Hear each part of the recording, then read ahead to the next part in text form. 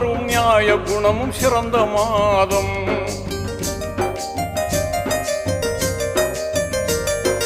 ஈகை குணமும் இரக்க மனமும் மலர்ந்த மாதம்.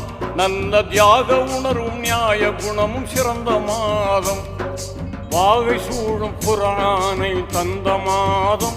இந்த வையகமே வியக்கும் நோன்பு வந்த மாதம். பசி என்பதை யாவருக்கும் உணர்த்து மாதம்.